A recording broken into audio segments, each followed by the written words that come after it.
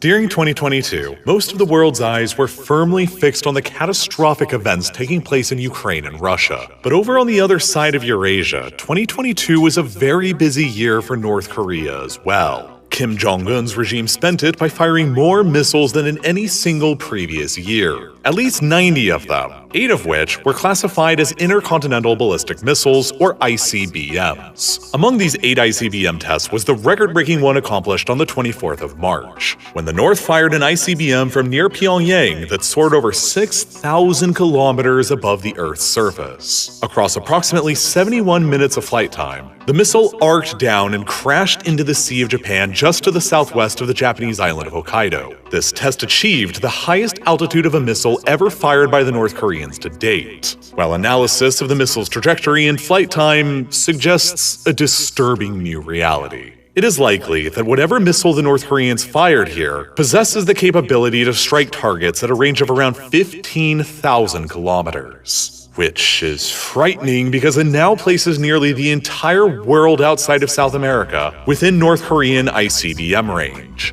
which of course includes the entirety of the US mainland. But this test wasn't even the only record-breaking missile launch the North achieved in 2022. Several months later in October, they would also break their missile record for distance. On the 4th of October, the North Koreans fired an intermediate-range ballistic missile from around here in the north that flew clear across the Sea of Japan and over the airspace above northern Honshu before crashing far to the east in the Pacific Ocean, around 4,600 kilometers away. That test all but confirmed the North's current ability to fire ballistic missiles that can strike targets anywhere in South Korea, Japan, or US military bases in Guam that are home to nearly 22,000 US troops. And now, with nearly 100 missiles fired over the past year, the North is likely getting ready to carry out its 7th nuclear weapons test. The last time the North detonated a nuclear bomb like this was in 2017. The explosion that one generated was already estimated to be around 50 kilotons, or about twice the power of the atomic bomb that was dropped on Hiroshima by the United States in 1945. It's unclear how powerful their next test will be, but what is clear is that North Korea's ability to deliver nuclear warheads on the tips of missiles is advancing rapidly. And it's not just their development of strategic nuclear weapons that can theoretically deliver city-ending bombs to anywhere in the United States. The next objective on the North Korean weapons checklist are tactical nuclear weapons. And once they acquire those, stopping the Kim regime will become an almost impossibly high cost for anyone to bear. You see, tactical nuclear weapons differ significantly from strategic nuclear weapons in a few critical ways. Tactical nukes are dramatically smaller in scale and shorter in range, and are only intended to be used to accomplish limited military objectives on the battlefield. They can be fired as if they were artillery, and their authorization to be deployed can be placed into the hands of battlefield commanders. This contrasts with strategic nuclear weapons, which are the big, frightening ICBMs that can travel between continents and annihilate entire cities, whose use is often regarded only as a last resort and where the authorization to fire is entirely placed within the hands of the head of state. In the case of North Korea, they already have strategic nuclear weapons, but these are largely useless for deterrence all on their own. In the case of an all-out war between North Korea and South Korea along with the United States, the North knows that it is 100% guaranteed to lose a conventional conflict. The United States has nearly 30,000 troops deployed to South Korea already, around 50,000 more ready nearby in Japan, and 22,000 more relatively nearby in Guam. While the United States Pacific Fleet, headquartered over in Hawaii, is the largest of all of America's fleets, with 250,000 sailors and Marines, 2,000 aircraft, and 200 ships under its command ready to be deployed. In the event of war, the United States and South Korea's significantly better technology all but guarantees that they would quickly overpower the North's primitive air defenses and achieve complete air superiority, enabling them to pummel the North's defenses and troops on the ground with near impunity. One only has to look at how rapidly the United States overran Iraq in 2003 as a prime example. In only a little more than 5 weeks, the United States' overwhelming air superiority and accompanying ground invasion enabled them to topple Saddam Hussein's regime and inflict tens of thousands of fatalities on his technologically inferior army, while only suffering less than 200 deaths of their own in the process. So, just like Iraq, Kim knows that in a limited shooting war with the United States without ever resorting to nukes, his regime will probably get wiped out in a matter of weeks. But strategic weapons on their own still do very little to balance out this calculus. Were Kim to perceive an attack coming from the United States, firing one of his strategic nukes across the Pacific to hit an American city somewhere would be guaranteed to incur a retaliatory strategic nuclear strike from the United States, which would also result in the complete annihilation of his regime. Under either scenario, North Korea is 100% guaranteed to lose a conflict with the United States in a limited conventional war or in a strategic nuclear war. But tactical nuclear weapons give the Kim regime a fleeting glimpse at hope that they could still somehow win.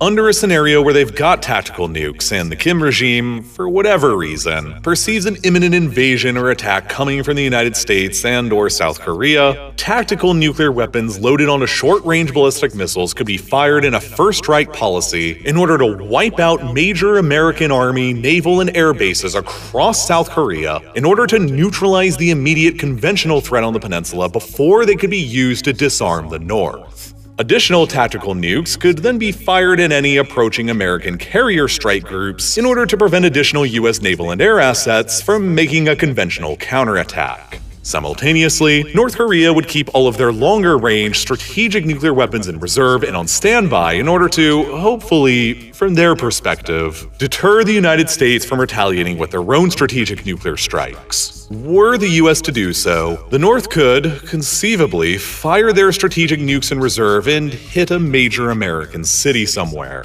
And while it's not exactly clear if the North Korean ICBMs could actually make it across the Pacific on their own or break through American missile defenses, the possibility for them doing it isn't zero. And that would give the US pause on whether to respond with a nuclear option or not. The ultimate point of North Korea acquiring tactical nuclear weapons, though, isn't to necessarily use them, but to simply continue deterring the United States from ever attempting to attack them. The point is to simply make it clear that any attempt to disarm the North of its nukes or remove Kim from power would be far too costly and bloody a decision to make. And this makes North Korea one of the most difficult countries in the world for the United States to deal with. By this point, the North likely has around 50 nuclear warheads in its arsenal and missile launch sites across the country. Were the United States to ever lead an attack into the country with attempts to quickly locate and eliminate all of the North's nukes before they could be deployed, there's always just the possibility that they would miss one or two that could then be launched at South Korea, Japan, or even the US mainland. An event that could possibly result in hundreds of thousands to even millions of civilian casualties. And even if it wasn't for all the nukes, the North still possesses a formidable conventional deterrent to an invasion as well. Over the past 70 years now, since the ceasefire ended the outright fighting in the Korean War, the North has spent it digging in thousands of artillery pieces all along the border that are all trained on the South Korean capital, Seoul. Seoul is only located around 50 kilometers away from the North Korean border and is one of the most densely populated cities in the world, while the metropolitan area around it is home to nearly half of South Korea's entire population, some 26 million people.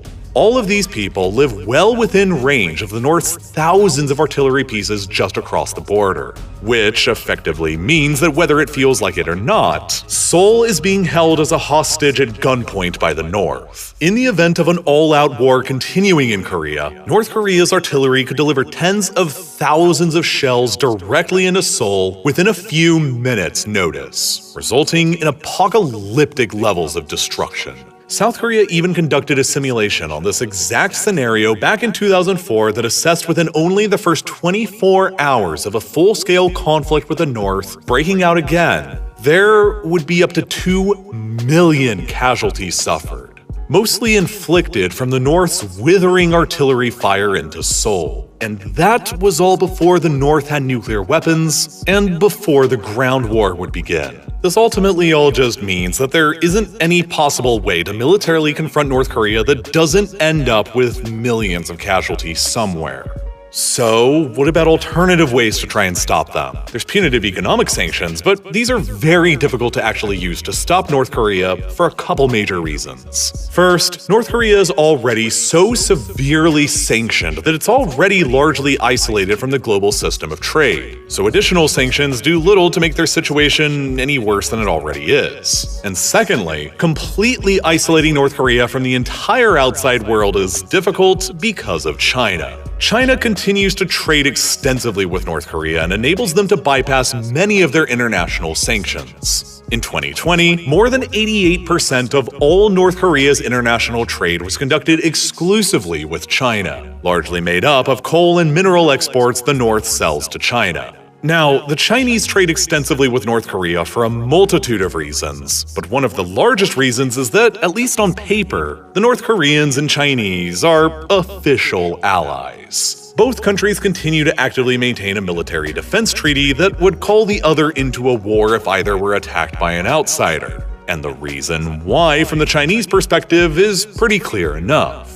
Try for just a moment to view the geopolitical board of East Asia from Beijing's perspective. Their immediate access to the greater Pacific Ocean is hemmed in by a string of nearby islands that are all closely allied to the United States: the Philippines, Taiwan, Japan, and South Korea, which effectively functions as an island state because of their sealed-off border in the north. To the south, India is a member of the Quadrilateral Security Dialogue alongside the United States, Japan, and Australia, while Vietnam is considered another major potential ally of the United States due to their heavily conflicting maritime disputes with the Chinese in the South China Sea. China is at risk of becoming nearly encircled by states who are friendly to Washington, with the only very notable exceptions at the present being Taliban-ruled Afghanistan, Russia, and, of course, North Korea. However, at the present time, the US military has no direct bases within any country that borders China directly by land. And so, China is able to maintain some sense of strategic depth separating their mainland from their chief geopolitical rivals' armed forces. The closest American bases to the Chinese mainland right now are the some 30,000 US troops based in South Korea.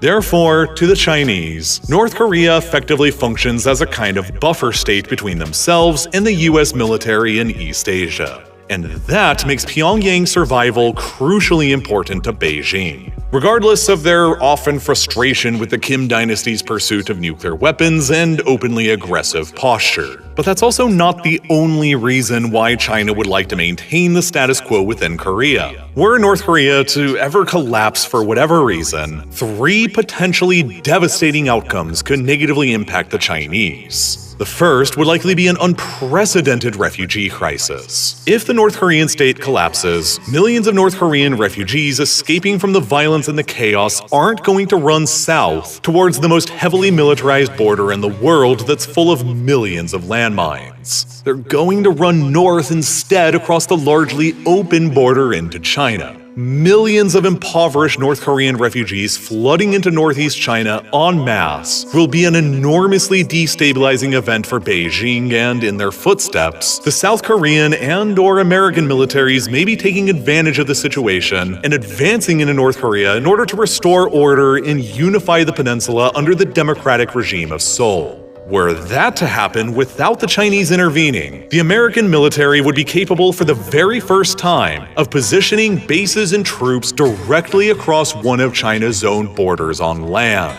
And the ideologically opposed democratic regime in Korea would exist immediately across the border from China's own authoritarian regime. That's the second problem. While the third is North Korea's own threats and blackmail against Beijing to keep their support coming.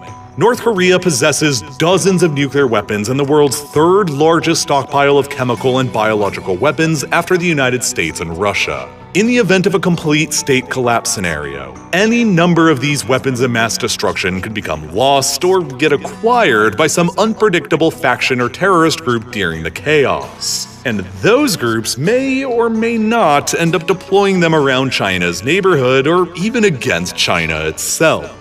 China would have to deal with all 3 of these terrible scenarios were the North Korean state to suddenly collapse. And the Kim regime is well aware of this leverage over Beijing. China really has no other choice then but to continue supporting North Korea financially and militarily, at least to a point where the state won't be guaranteed to collapse and cause all of these problems. Regardless of China's common frustrations with North Korea is basically capable of just blackmailing China into continuing supporting them. And that is why it's almost impossible to get China to actually cooperate on financial sanctions against North Korea that Beijing views as too destabilizing, why almost all of North Korea's trade is conducted with China, and why China prefers the status quo as it is within the Korean Peninsula, with as little changes made as possible. This is also why anyone attempting an assassination attempt against Kim Jong-un isn't a good option either. Even if it were successful, the assassination would probably only result in one of two outcomes. One, Kim Jong-un is removed from power, but the country rallies around one of his other family members who survives and maintains the dynasty's grip on power,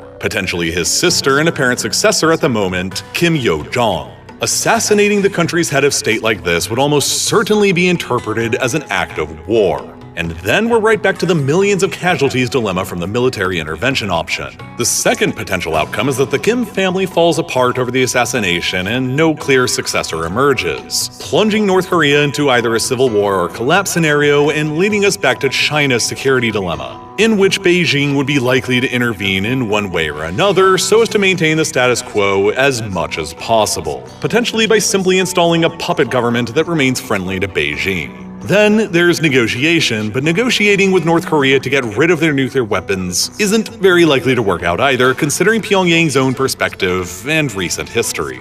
Although the full-scale fighting during the Korean War may have ended 70 years ago in 1953 with a ceasefire, the North has still to this day never signed a formal peace treaty ending the state of war between itself and the South and the United States. They face off against tens of thousands of US troops immediately across from their border, along with more than 500,000 active-duty South Korean troops, with a formal state of war continuing. So after the collapse of the Soviet Union in the early 1990s, North Korea lost their primary security partner, and they quickly realized that with their enormous conventional inferiority relative to the United States, their best and really only hope at survival was to probably acquire nuclear weapons in order to deter any incoming attack. By 1994, they were already harvesting weapons-grade plutonium from their primary nuclear facility here at Yongbyon, and the United States, under the Clinton administration, began preparing for war. A plan was drafted up in the White House to send stealth fighters and cruise missiles to attack and destroy the nuclear facilities around Yongbyon before a bomb could be successfully developed there. But it was all called off in nearly the last moment because the fear it would trigger full-scale war and the artillery destruction of Seoul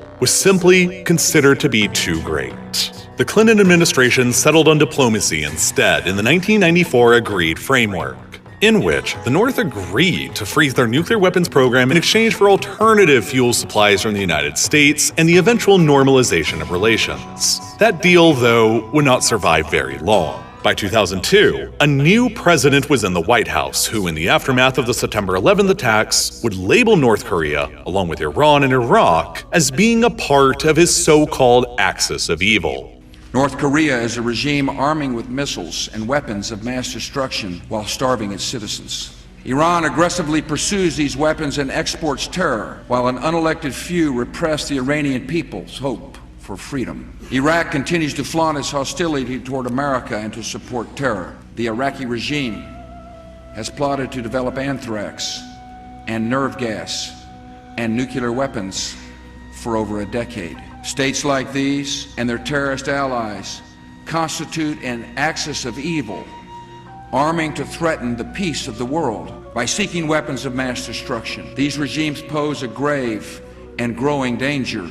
Then across 2002, it became obvious that the Bush administration was preparing for a full-scale invasion of one of those members, Iraq. Saddam Hussein's Iraq had previously abandoned their nuclear weapons program and was now powerless to stop the conventional invasion. And seeing the writing on the wall, North Korea opted to formally withdraw from the Nuclear Non-Proliferation Treaty in January of 2003, becoming the only country to have ever signed it and then withdrew later. The United States invaded Iraq only a couple of months later, and North Korea would successfully detonate their first nuclear weapon just 3 years after that in 2006. and ever since Iraq in 2003. There have also been 2 other countries who either once pursued or possessed nuclear weapons and gave them up voluntarily, only to then be subsequently attacked or invaded by hostile foreign powers without any fear of a nuclear retaliation. Muammar Gaddafi's Libya, which got attacked by NATO in 2011 after agreeing to end their nuclear weapons program in 2003, and Ukraine, which got attacked by Russia in 2014 and again in 2022, after surrendering around 1,700 nuclear warheads back in 1994, in exchange for security guarantees that were obviously broken.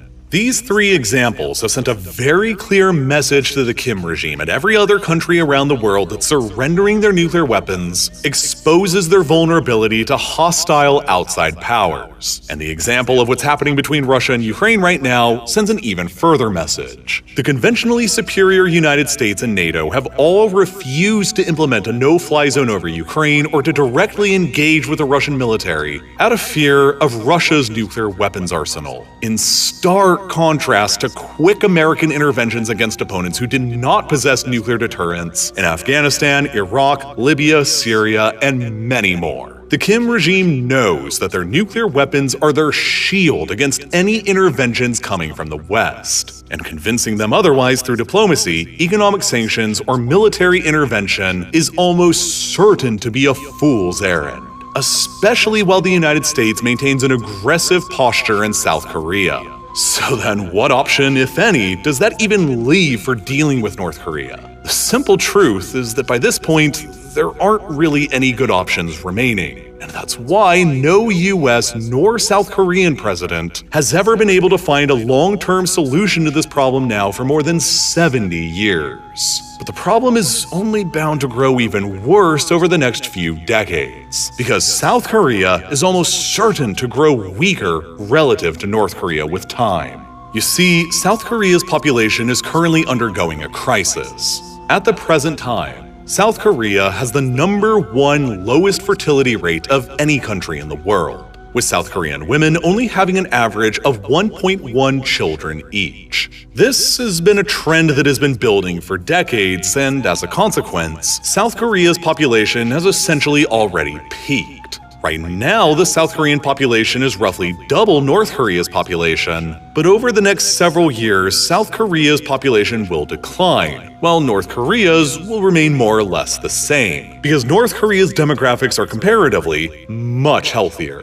North Korean women are still on average having roughly double the amount of children that South Korean women are having, at about 1.9 births per woman, which is leading to an interesting inevitability. This is the population pyramid of South Korea on the right, and this is the population pyramid of North Korea over on the left. The most fascinating thing to draw from this data is that despite the South's overall population being roughly double the North's right now in 2023, the amount of children aged 14 and younger in both countries is roughly equivalent, with around 6 million in North Korea and 6.2 million in South Korea. If these trends continue, it means that within just 20 to 30 years from now, the numbers of military-age men in both countries will have effectively equalized, and the South's advantage in manpower that it enjoys today will have been lost. Doubly so when considering that the North utilizes much harsher conscription laws that forces all of their men into the armed forces for at least 10-year terms, compared to only 18 months that the South currently employs for all of their men. Meaning that if the laws remain unchanged and the manpower pool equalizes, the North will have many times more men serving in active duty, combat-ready positions than the South will have. And thirdly so if, for whatever reason, over the next 20 to 30 years, the United States decides to withdraw from its current security guarantees with South Korea. Then even worse, South Korea's rapidly aging and shrinking population over the next several decades portends a decreased ability to keep their hyper-competitive economic machine running that funds their military. 30 years from now, the South Korean population is presently projected to shrink from 52 million down to only 44 million. while the percentage of those 44 million people remaining over the age of 64 who are usually retired and no longer contributing to the economy will be around 40%, leaving only around 26 million South Koreans younger than 64, supporting 18 million seniors in retirement, compared with 43 million South Koreans younger than 64 today, supporting only 9 million seniors in retirement. That is some dangerous economic math for South Korea, and unless they resort to immigration to replace the workers they're losing, or adapt with some kind of worker automation, their export-driven economy is at a degree of risk for faltering, whereas North Korea will most likely remain more or less the same as it is today. That really just means that North Korea's best strategy to continue fighting the Korean War is basically to simply do nothing and wait out the next 20 to 30 years while its manpower advantages steadily increase over the South's, while keeping all of its more powerful enemies at bay with continuous nuclear threats, and just hope that the United States for some reason withdraws from the South over that same time period. A scenario that becomes increasingly plausible if the South's economic usefulness to Washington begins to steadily erode. If the stars end up aligning just like this, the South is going to be in trouble, and they know it. Unlike North Korea's leverage over China with their extensive blackmail, South Korea wields very little leverage at all over the United States, and consequently, fearful of the rising threat of North Korea's missiles and bellicose rhetoric, China's growing expansionism, and the possibility that the United States may not take its security guarantees as seriously in the future as previously believed,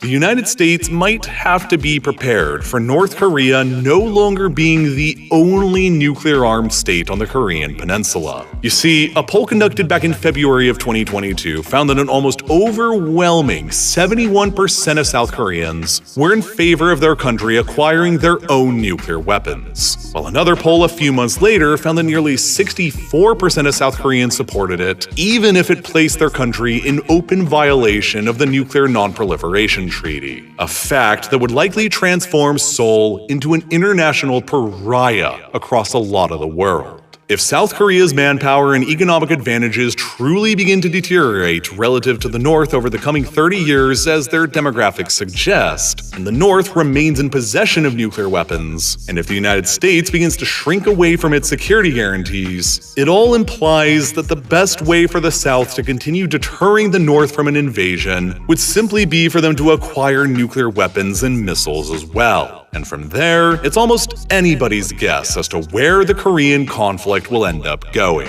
and how the conflict will eventually come to an end. It has been locked in a stalemate for the past 70 years, and is likely to continue remaining locked in a stalemate for the foreseeable future. But that doesn't mean that outbreaks of violence between the two sides never happens. Ever since the turn of the 21st century, there have been dozens of reported incidents, skirmishes, and defection attempts between the two Koreas that have sometimes gotten frighteningly close to restarting the all-out war. The most frightening incident of all took place across 2010, when North and South Korean artillery fired shells at each other's positions, resulting in several casualties, while a North Korean torpedo sank a South Korean Navy vessel that claimed the lives of 46 South Korean sailors. The modern continuation of the Cold War in Korea is, without a doubt, one of the most fascinating, violent, and controversial conflicts of both the 20th and 21st